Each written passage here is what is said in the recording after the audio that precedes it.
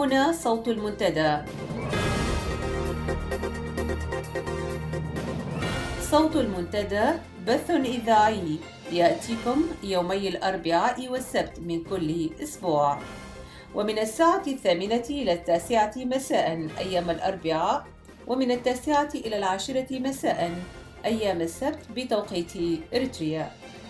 صوت المنتدى على الموجة القصيرة 15245 كيلو هرتز أو 19 متر باند، وعلى مدى 24 ساعة على القمر الصناعي النايلسات على 8 درجات غرباً وعلى تردد 11678 بالاستقطاب الرأسي. صوت المنتدى إعلام مستقل وحوار وطني بناء. صوت المنتدى.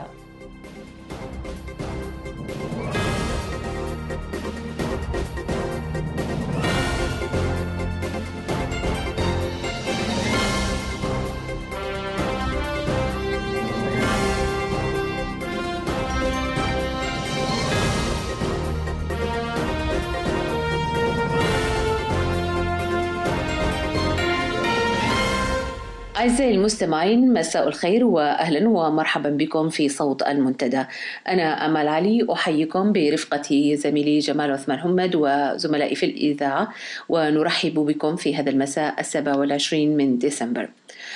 أعزائي المستمعين، ونحن على مشارف نهاية عام 2014 ومقبلين على عام جديد، أحببنا اليوم في هذا المساء وفي هذه الساعة أن نخوض معكم في أحداث مهمة حدثت على مستوى الوطن لنعكس عليها ونتحدث عنها ونذكركم بها مع الزميل جمال. نتمنى أن تبقوا معنا، ولكن في البداية أرحب بزميلي جمال قبل أن أنتقل إلى الأخبار. جمال، مساء الخير، أهلا بك. مساء الخير أمال، ومساء الخير المستمع الكريم، وعيد ميلاد مجيد، وكل سنة والجميع من أجل الجميع وفي الداخل والخارج بألف خير. يا أهلا بك جمال. إذن نذهب إلى الأخبار أولا أعزائي المستمعين، فأهلا بكم وابقوا معنا.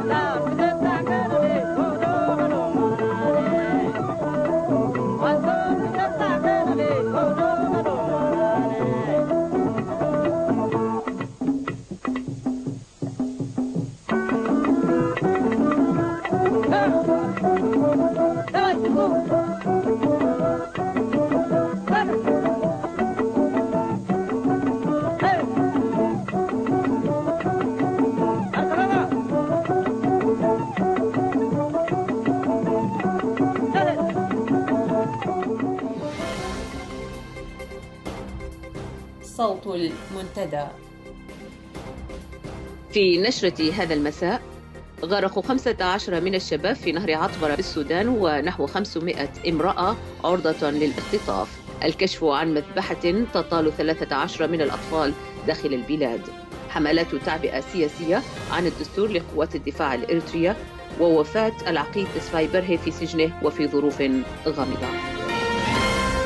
الأخبار بالتفصيل. ذكرت الأنباء الواردة إلينا من معسكر الشجراب أن ما يقارب 15 إريتري قد لقوا حتفهم غرقا في نهر عطبرة في صبيحة 24 من ديسمبر الجاري أثناء محاولتهم الوصول إلى الخرطوم. هذا وقد قذفت أمواج النهر جثة 8 منهم، بينهم 6 من الذكور وامرأتين، بعد غرق مركبهم في النهر. وعلى ذات المسرح حدثت عمليات اختطاف لعدد من الإريتريين من ضفاف النهر من قبل بعض أفراد القبائل التي تسكن ضواحي الشجراب. اندلعت على إثر ذلك مصادمات حادة بين اللاجئين الإريتريين وقبائل تلك المنطقة، مما أدى إلى تدخل قوات الشرطة من الجربة التي فرقتهم باستخدامها الغاز المسيل للدموع، واقتادت بعض الإريتريين اللاجئين إلى الجربة وهي تشبعهم ضربا مبرحا بالهروات، بينما فر آخرون وتفرقوا في الفيافي والقفار المحيطة بالشجراب دون هدف. ويعتقد أن بينهم ما يزيد عن 500 شابة، يعتقد أن ذلك سيضاعف من حجم الأعداد المؤهلة للاختطاف من عصابات الإتجار بالبشر المنتشرة في المنطقة.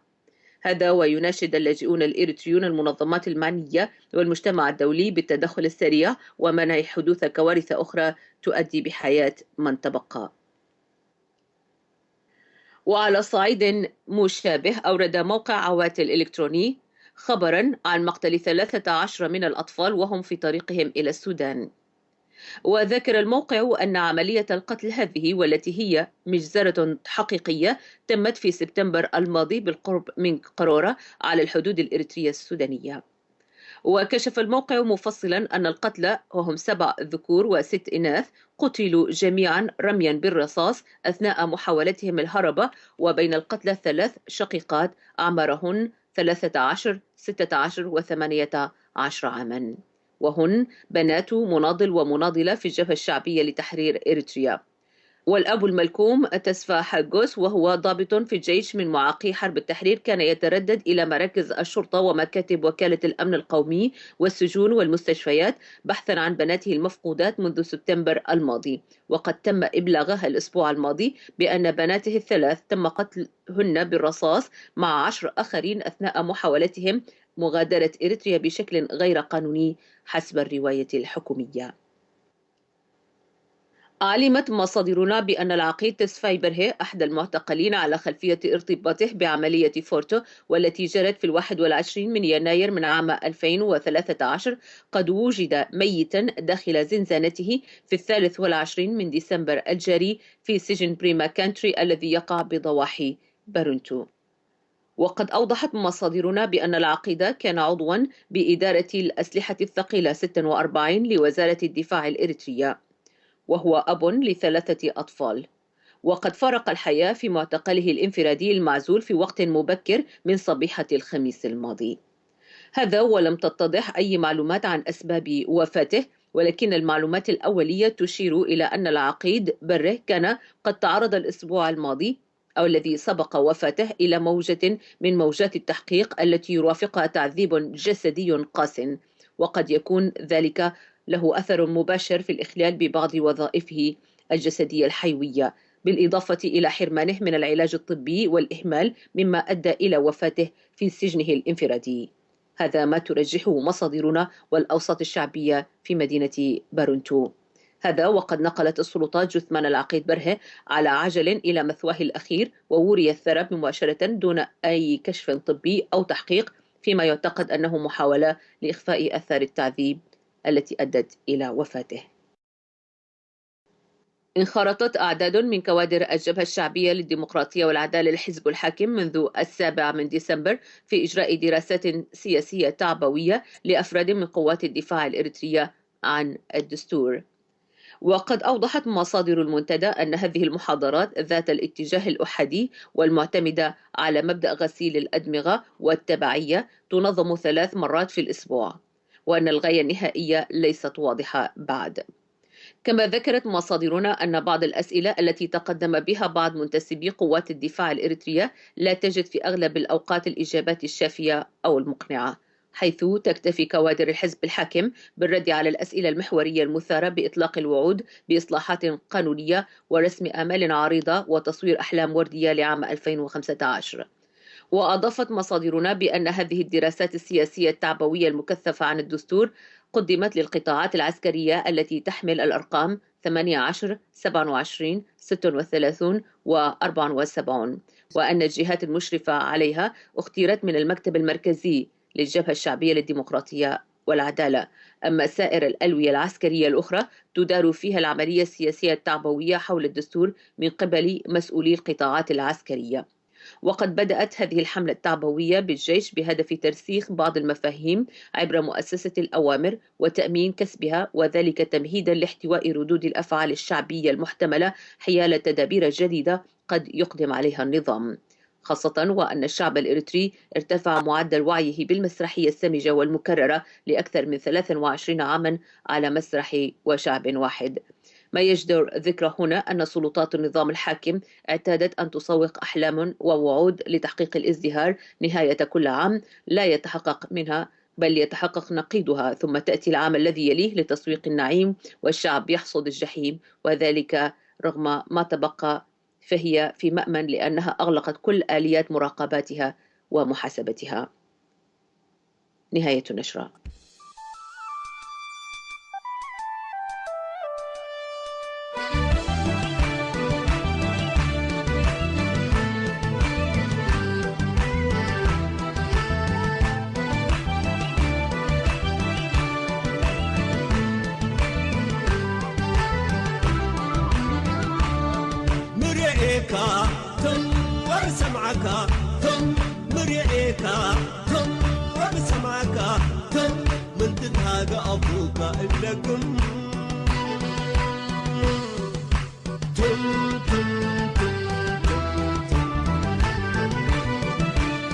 زمن أكوي علينا وفتح أنا بوحكم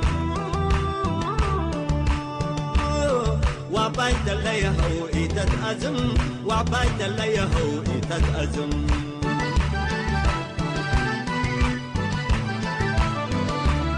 أنا لا توي أزم وأبويا يلقم أنا لا توي أزم وأبويا يلقم باسر وتساقم نية الشعب قد تتمم باسر وتساقم نية الشعب قد تتمم طيور قبوة حوالي الأزم قبيل ديب حمم طيور قبوة حوالي الأزم قبيل ديب حمم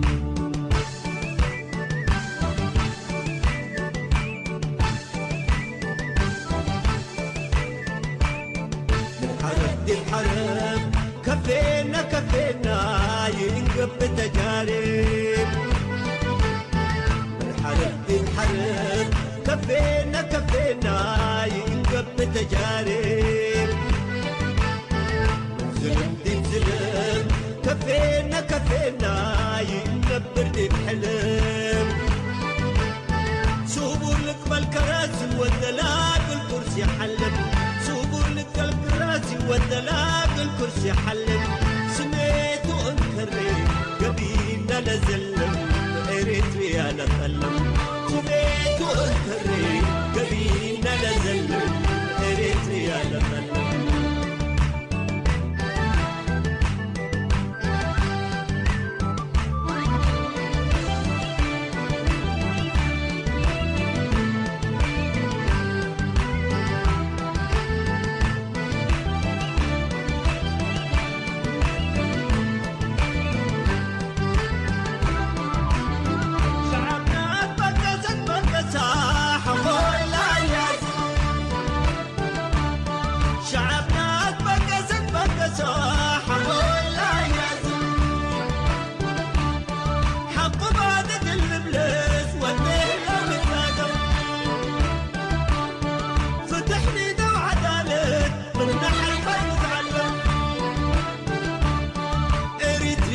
تكفينا تكفينا كفاءة الحديد الثم إريتريا تكفينا تكفينا كفاءة الحديد الثم مريئيكا ثم وسمعك ثم مريئيكا ثم وسمعك ثم من تتهاجى أبوك إنكم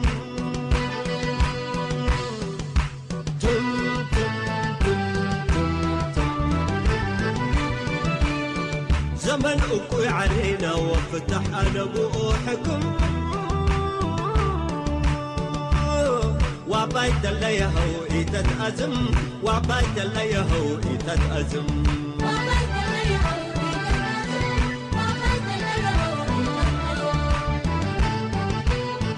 انت ترفع متكارب وانت ترفع أدفارة انت ترفع متكارب وانت ترفع أدفارة شعب ليدين يدو فتح ليدي ونمرة وحدة نوز العقبة وشعب لك بقارة اقس النت عندو عندك يا هو أباي نفرح اقس النت عندو عندك يا هو أباي نفرح اقس النت عندو عندك يا هو أباي نفرح اقس النت. صوت المنتدى.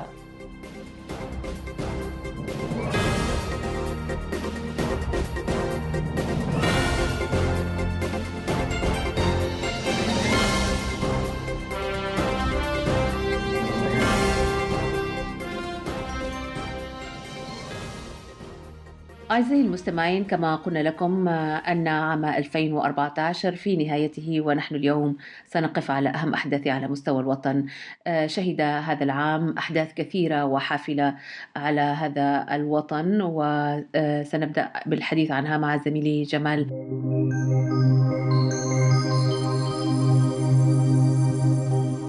جمال، 2014 انتهى والآن عام جديد، كيف تركنا 2014؟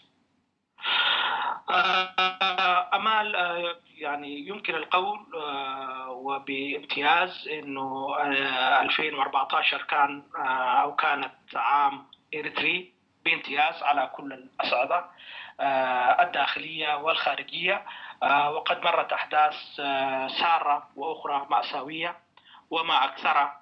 وآخر الأيام في هذا العام هو ما حدث ويحدث الآن في معسكر الشقراب. نعم. بالعموم يمكن اعتبار أنه 2014 هو عام إريتري، سواء كان على كما قلنا على الصعيد المأساوي أو الصعيد السار. نعم. نعم. أيضا جمال، يعني ذكرت الشقراب، وهناك حادثة أيضا مؤسفة ومأساوية حدثت في اليومين الماضيين بمقتل 13 طفل إريتري في محاولة هربهم من البلاد، وهذا حدث يزيد من مأساوية المشهد الإريتري عموما. وهنا نحن في صوت المنتدى أيضا يعني بهذه المناسبة يعني نعزي أسر هؤلاء الأطفال الذين هم ضحايا سياسة هذا النظام القمعي الفاشل في إريتريا.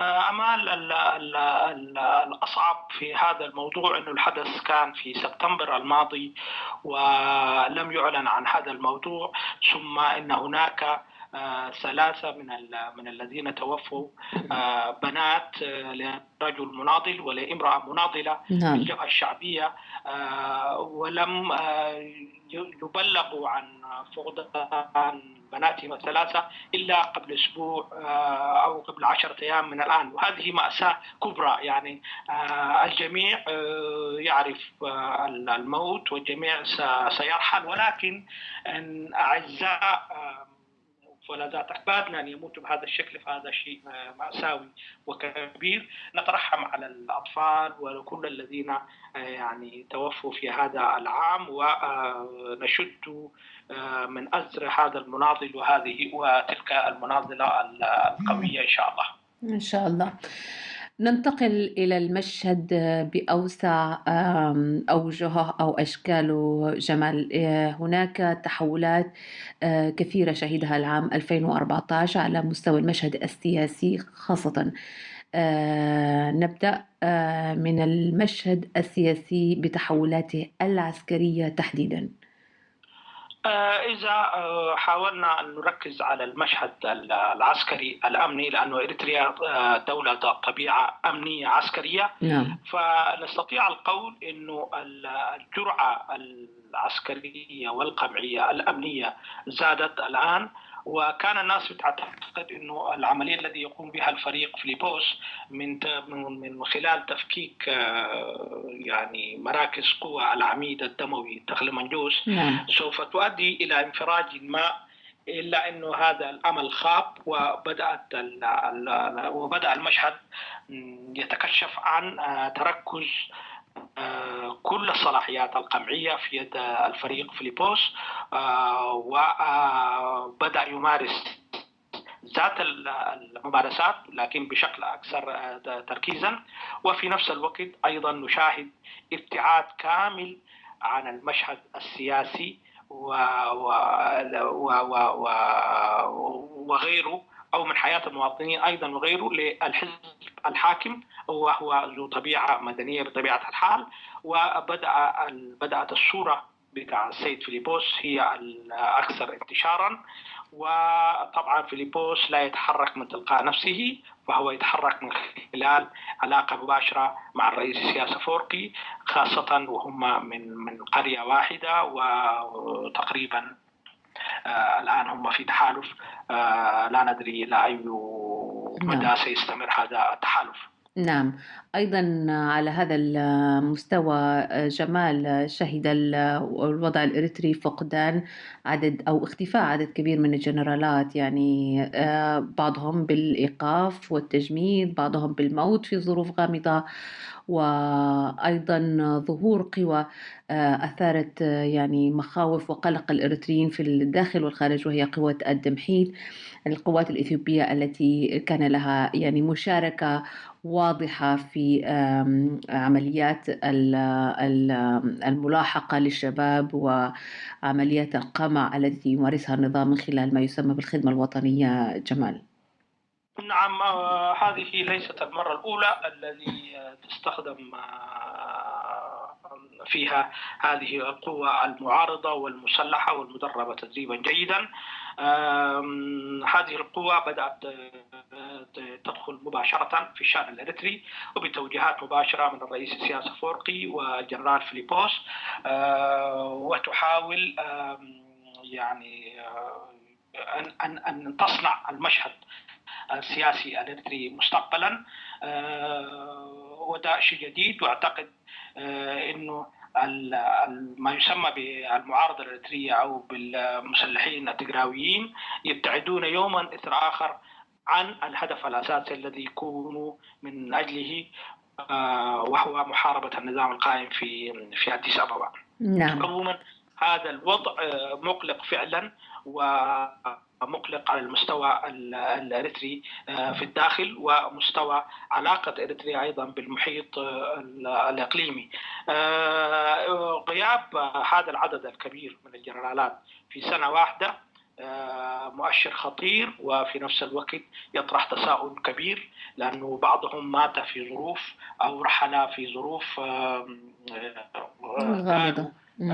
قالت الحكومة أنه حوادث سير، ولكن هذه الحوادث مشكوك فيها. أيضا آخر الأحداث منع الجنرال تشاينا من مغادرة إريتريا للعلاج، وهو من الجنرالات الكبار الذين لعبوا أدوار كبيرة جدا في تثبيت أركان النظام وفي قمع الإريتريين في منطقة غرب إريتريا.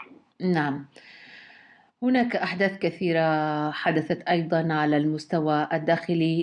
لابد أن نقف جمال على وضع السجناء السياسيين في إريتريا وسجناء الرأي، ورغم يعني تزايد عددهم واختفاء عدد كبير منهم، ما يزال الوضع سيء جدا بالنسبة للسجناء السياسيين، فقدوا كثر في هذه الفترة الأخيرة. جمال، وشهدنا أيضا أن يعني الحكومة الإريترية ما زالت تخفي الكثير منهم، لا يعرف مصيرهم أبدا، ومن أطلق سراحه ميتا، ومن مات أعلن عنه عن موته بطريقة يعني شبه إجبارية. جمال.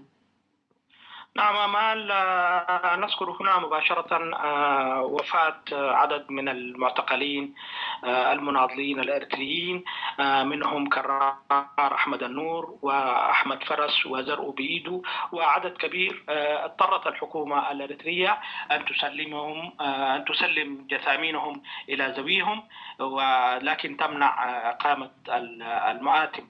آمال، هذه الصورة القاتمة قطعا ليست كل المشهد، بل هناك مشهد سار بدأنا نلاحظه. أولا يمكن القول أن دائرة الاستماع للإذاعات الخارجية باللغتين بدأت تتسع، خاصة إذاعة صوت المنتدى، لأنه ما ميزها من البداية أنه هي كانت باللغتين العربية والتقرينية.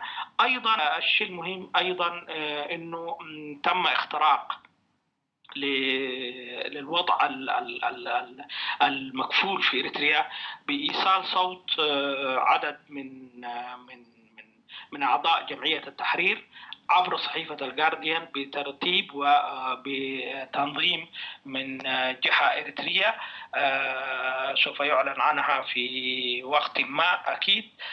هذا الاختراق الحصل مع أكبر جريدة بريطانية، أعتقد هو واحدة من الأشياء المهمة جدا. أعتقد أيضا أنه رغم القمع المنظم إلا أنه وسائل الاتصال الاجتماعي بين الناس في الداخل والخارج بدأت تتسع قليلا قليلا بأشكال مختلفة. وسوف لا يحد هذا طبعا، يعني يحد كل المحاولات اللي قاعد تعمل الحكومة الإريترية من خلال تدريب وحدة أمنية خاصة لمراقبة الاتصالات ومراقبة الفيسبوك والإنترنت، لأنه تدفق المعلومات أصبح لا يمكن السيطرة عليه. حتى الصين الذي تستعين بها إريتريا لم تستطع حتى الآن من قمع الإنسان الصيني في التواصل مع العالم ومع بعضه البعض داخل الصين وغيرها. نعم جمال، بالفعل هذا يعني من الأشياء التي تحفزنا أيضا على العمل. وأريد هنا أن يعني أشيد بجهود كل مصادر المنتدى التي تعمل في ظروف ضاغطة، والتي تزودنا بالمعلومات الصحيحة من قلب الحدث، والتي تجعلنا قريبين من هموم شعبنا ومشاكله. وسنكون على هذا يعني طول الوقت. فتحية لكل العاملين في إذاعة صوت المنتدى وفي الإذاعات الأخرى، ولكن أخص بالتحديد مراسلي إذاعة صوت المنتدى ومصادرها في الداخل. إذن سنعود إلى أحداث 2014 معك جمال بعد هذا الفاصل.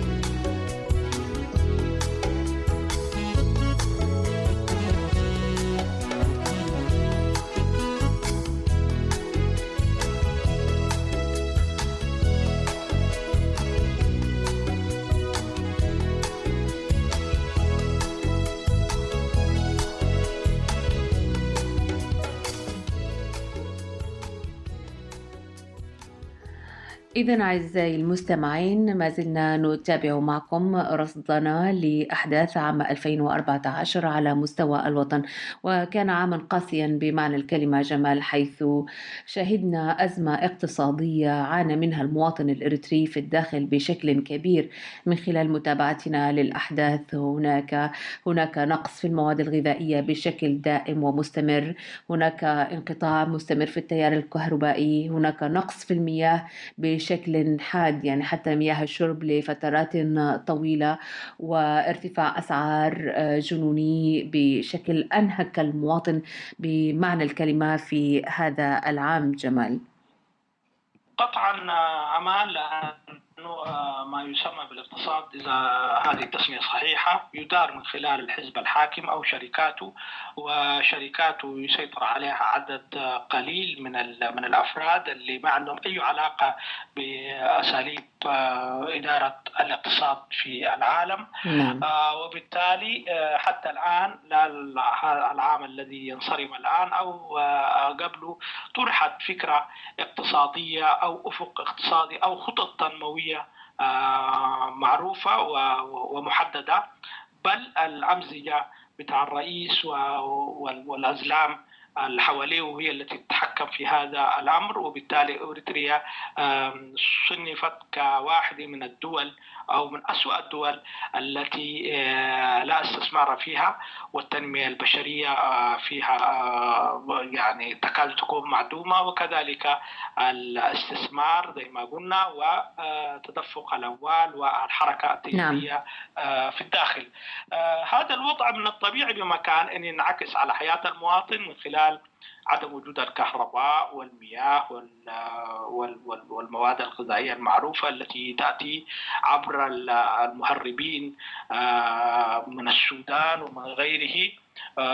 وبالتالي يعني خلال 2014 إريتريا ستكون أيضا الوضع الاقتصادي فيها من سيء إلى أسوأ، وهذا يؤدي أمال إلى مغامرة الشباب والشابات إلى الخروج بأي شكل كان وإلى المجهول نحو الخارج. نعم.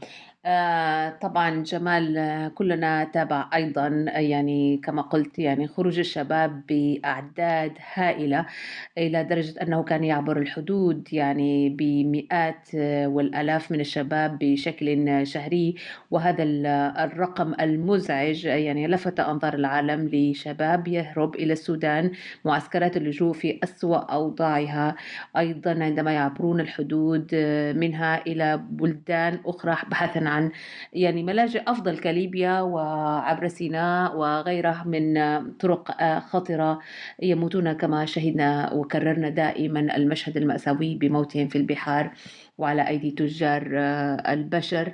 وفي الحدود الإثيوبية هناك من يقطع الحدود ويموت هناك بشكل مأساوي ولا يعرف إن كان ميتا أو حيا جمال. نعم، هؤلاء الشباب والشابات يغامرون الصوب المجهول ونحو أي مكان خارج إريتريا، وهذا ما دعا للفت نظر العالم، وأصبح الإريتريين بعد سوريا مباشرة هم الأكثر في التدفق. في ليبيا الآن الآلاف تحتجز بعضهم الميليشيات، وبعضهم في ساحل البحر المتوسط.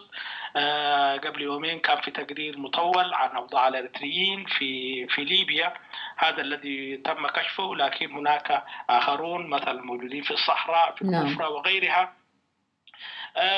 هذا الوضع سيستمر أعتقد في 2015 إذا لم يحدث تحول كبير، وأعتقد أنه لا أفق من الداخل للاعتراف بهؤلاء ولوضع الحلول التي تحد من هذه المشكلة. مشاركة إريتريا في المؤتمر العقد في الخرطوم أو المؤتمر الذي عقد بعده في روما هو محاولة لزر الرماد في العيون.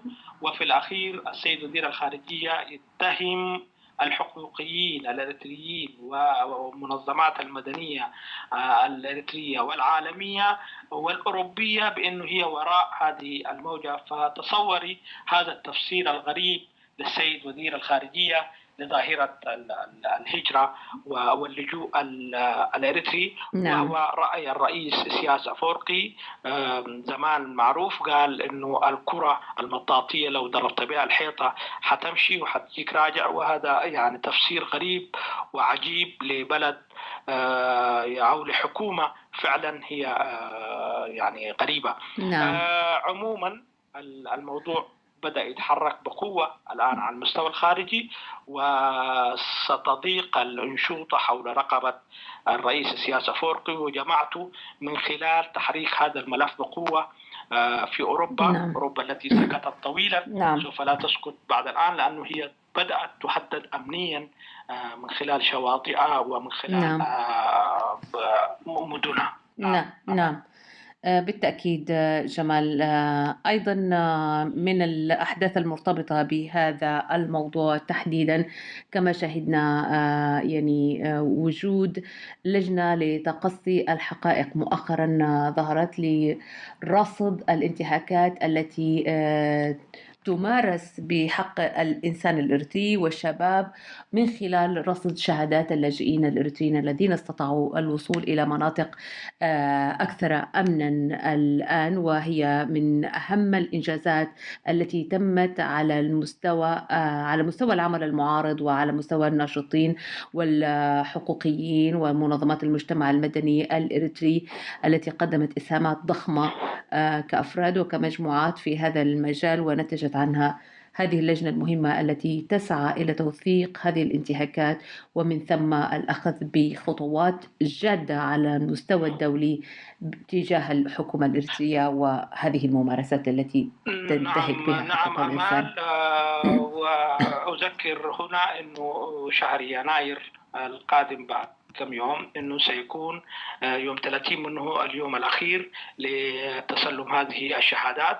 هذه اللجنة الدولية جادة في التحقيق في الانتهاكات المعروفة على المستوى الدولي لحقوق الإنسان في إريتريا. وأعتقد أي محاولة لإريتريا للتنصل من التعامل مع هذه المنظمة حتكون عواقبه كبيرة جدا، وستلجأ المنظمة بعد ذلك إلى مجلس الأمن الدولي، وهنا حيبقى الوضع أصعب لأنه في الصيف المسلط القرار 1907 والقاضي بفرض عقوبات على إريتريا تضاف له هذه المسألة. وأعتقد الوضع الإريتري الرسمي سيكون صعب. المحاولات اللي قاعدين يعملوها والله دي يعني العملية دي يعني يتهموا فيها المنظمات الحقوقية والمدنية في العالم وفي إريتريا. هذا الكلام سوف لا يخرجهم من المأزق اللي هم فيه. نتمنى من الجميع أن يتعاون مع هذه اللجنة. هذه اللجنة جادة في شغلها.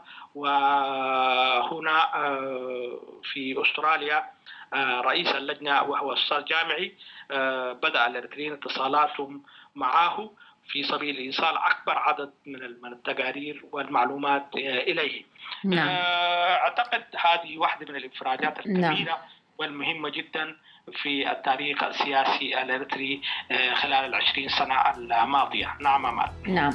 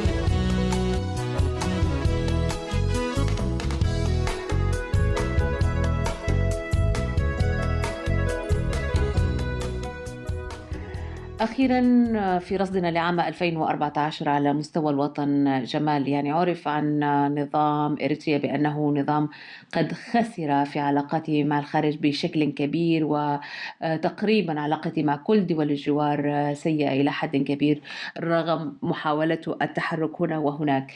ما هي يعني أهم الأحداث الملفتة على مستوى العلاقة الخارجية؟ أمال، يمكن أن نسجل في هذا الوقت الضيق جدا لهذه البانوراما أنه إريتريا يعني إقليميا هي خاسرة تماما في كل علاقاتها.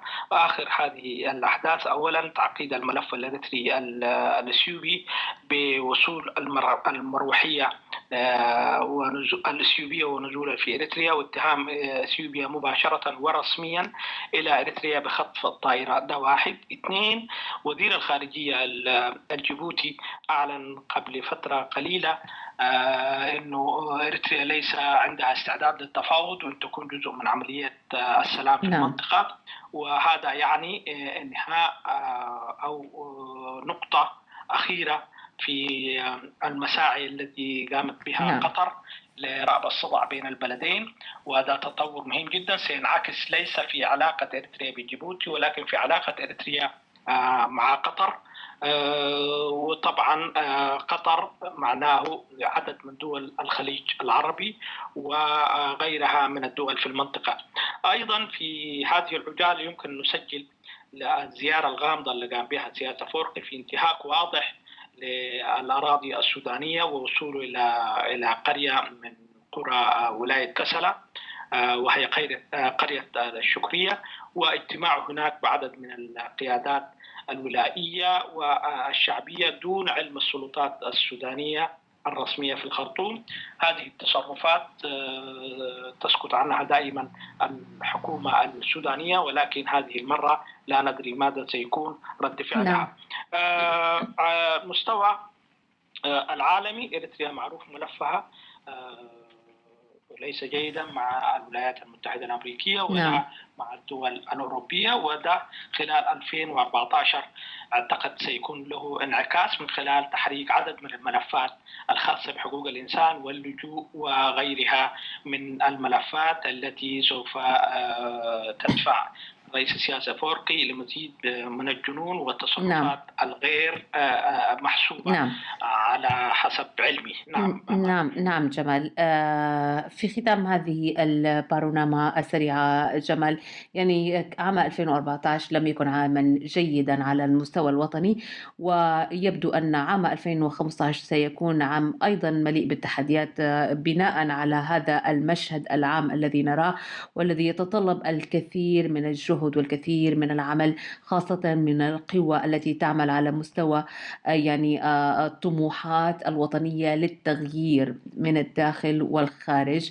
فبالتالي نتمنى أن يكون عام 2015 عام يعني مليء بالعمل والعمل الموحد والجهد الموحد لتخفيف من وطأة ما حدث من عام 2014 على شعبنا وعلى شبابنا المهاجر في كل مكان. جمال، في ختام هذه البانوراما أشكرك وأترك لك كلمة سريعة عجالة. أنا أيضا أتمنى معك وبشكل سريع ترتيب الأوضاع داخل المعارضة الإريترية، التناغم بين الخارج والداخل، مزيد من جهد الأفراد والجماعات والدق على أبواب العالم للفت انتباهه لما يجري داخل إريتريا. أعتقد مهم جدا جدا ترتيب أوضاع المعارضة الإريترية لكي تكون فاعلة في المشهد القادم. وأعتقد وأنا شخصيا متفائل 2015 ستكون هناك يعني آفاق جديدة. أرجو أن تكون المعارضة أو الأفراد أو الجماعات بقدرها للعمل من خلالها. وشكرا لك وشكرا للمستمع الكريم، وكل سنة وأنتم طيبين، كل سنة والجميع بخير. شكرا لك جمال، وإلى أن ألتقيك في العام القادم. كل سنة وأنت طيب.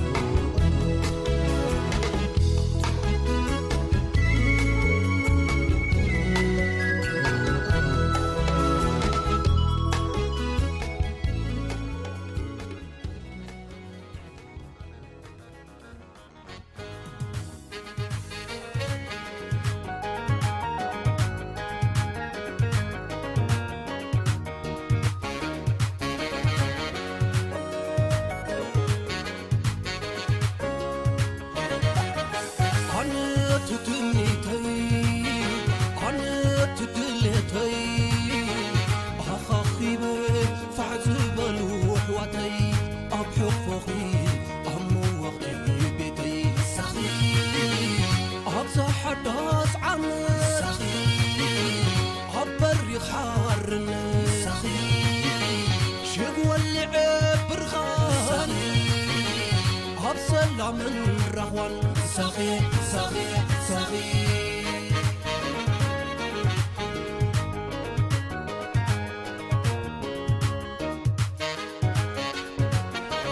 هبصل حدث عمد حابسكو خان فيستا سمر ودي خاقر حجي يا ساعدا نوخو تصرقي برخان بجرب قربا صلمت متيو زبول مريت مرحبا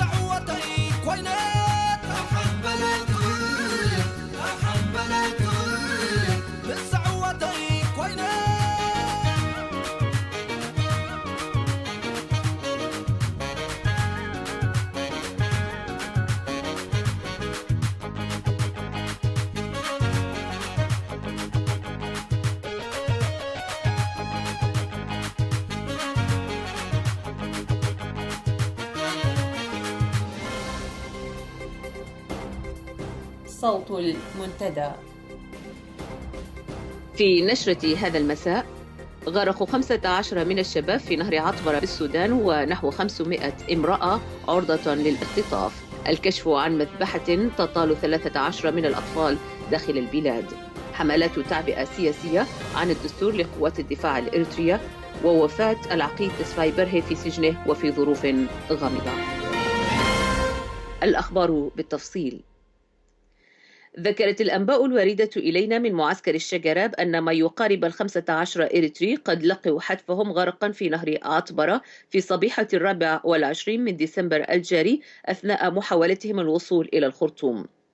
هذا وقد قذفت أمواج النهر جثة 8 منهم، بينهم 6 من الذكور وامرأتين، بعد غرق مركبهم في النهر. وعلى ذات المسرح حدثت عمليات اختطاف لعدد من الإريتريين من ضفاف النهر من قبل بعض أفراد القبائل التي تسكن ضواحي الشجراب. اندلعت على إثر ذلك مصادمات حادة بين اللاجئين الإريتريين وقبائل تلك المنطقة، مما أدى إلى تدخل قوات الشرطة من الجربة التي فرقتهم باستخدامها الغاز المسيل للدموع، واقتادت بعض الإريتريين اللاجئين إلى الجربة وهي تشبعهم ضربا مبرحا بالهروات، بينما فر آخرون وتفرقوا في الفيافي والقفار المحيطة بالشجراب دون هدف. ويعتقد أن بينهم ما يزيد عن 500 شابة، يعتقد أن ذلك سيضاعف من حجم الأعداد المؤهلة للاختطاف من عصابات الإتجار بالبشر المنتشرة في المنطقة. هذا ويناشد اللاجئون الإريتريون المنظمات المعنية والمجتمع الدولي بالتدخل السريع ومنع حدوث كوارث أخرى تؤدي بحياة من تبقى. وعلى صعيد مشابه، أورد موقع عواتل الإلكتروني خبرا عن مقتل 13 من الأطفال وهم في طريقهم إلى السودان. وذكر الموقع أن عملية القتل هذه، والتي هي مجزرة حقيقية، تمت في سبتمبر الماضي بالقرب من قرورة على الحدود الإريترية السودانية. وكشف الموقع مفصلا أن القتلى، وهم 7 ذكور و6 إناث، قتلوا جميعا رميا بالرصاص أثناء محاولتهم الهرب، وبين القتلى 3 شقيقات أعمارهن 13 16 و18 عاما، وهن بنات مناضل ومناضلة في الجبهة الشعبية لتحرير إريتريا. والأب الملكوم تسفا حاجوس، وهو ضابط في الجيش من معاقي حرب التحرير، كان يتردد إلى مراكز الشرطة ومكاتب وكالة الأمن القومي والسجون والمستشفيات بحثا عن بناته المفقودات منذ سبتمبر الماضي، وقد تم إبلاغها الأسبوع الماضي بأن بناته ال3 تم قتلهن بالرصاص مع 10 آخرين أثناء محاولتهم مغادرة إريتريا بشكل غير قانوني حسب الرواية الحكومية. علمت مصادرنا بأن العقيد تسفاي برهي، أحد المعتقلين على خلفية ارتباطه بعملية فورتو والتي جرت في 21 من يناير من عام 2013، قد وجد ميتا داخل زنزانته في 23 من ديسمبر الجاري في سجن بريما كانتري الذي يقع بضواحي بارونتو. وقد أوضحت مصادرنا بأن العقيد كان عضوا بإدارة الأسلحة الثقيلة 46 لوزارة الدفاع الإريترية، وهو أب ل3 أطفال، وقد فارق الحياة في معتقله الانفرادي المعزول في وقت مبكر من صبيحة الخميس الماضي. هذا ولم تتضح أي معلومات عن أسباب وفاته، ولكن المعلومات الأولية تشير إلى أن العقيد بره كان قد تعرض الأسبوع الماضي أو الذي سبق وفاته إلى موجة من موجات التحقيق التي يرافقها تعذيب جسدي قاس، وقد يكون ذلك له أثر مباشر في الإخلال ببعض وظائفه الجسدية الحيوية، بالإضافة إلى حرمانه من العلاج الطبي والإهمال، مما أدى إلى وفاته في سجنه الانفرادي. هذا ما ترجحه مصادرنا والأوساط الشعبية في مدينة بارونتو. هذا وقد نقلت السلطات جثمان العقيد برهي على عجل إلى مثواه الأخير، ووري الثرى مباشرة دون أي كشف طبي أو تحقيق، فيما يعتقد أنه محاولة لإخفاء آثار التعذيب التي أدت إلى وفاته.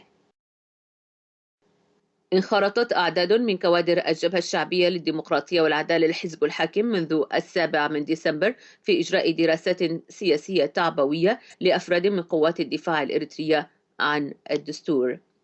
وقد أوضحت مصادر المنتدى أن هذه المحاضرات ذات الاتجاه الأحادي والمعتمدة على مبدأ غسيل الأدمغة والتبعية تنظم 3 مرات في الأسبوع، وأن الغاية النهائية ليست واضحة بعد. كما ذكرت مصادرنا أن بعض الأسئلة التي تقدم بها بعض منتسبي قوات الدفاع الإريترية لا تجد في أغلب الأوقات الإجابات الشافية أو المقنعة، حيث تكتفي كوادر الحزب الحاكم بالرد على الأسئلة المحورية المثارة بإطلاق الوعود بإصلاحات قانونية ورسم آمال عريضة وتصوير أحلام وردية لعام 2015. وأضافت مصادرنا بأن هذه الدراسات السياسية التعبوية المكثفة عن الدستور قدمت للقطاعات العسكرية التي تحمل الأرقام 18 27 36 و74، وأن الجهات المشرفة عليها اختيرت من المكتب المركزي للجبهة الشعبية للديمقراطية والعدالة، أما سائر الألوية العسكرية الأخرى تدار فيها العملية السياسية التعبوية حول الدستور من قبل مسؤولي القطاعات العسكرية. وقد بدأت هذه الحملة التعبوية بالجيش بهدف ترسيخ بعض المفاهيم عبر مؤسسة الأوامر وتأمين كسبها، وذلك تمهيدا لاحتواء ردود الأفعال الشعبية المحتملة حيال تدابير جديدة قد يقدم عليها النظام، خاصة وأن الشعب الإريتري ارتفع معدل وعيه بالمسرحية السمجة والمكررة لأكثر من 23 عاما على مسرح وشعب واحد.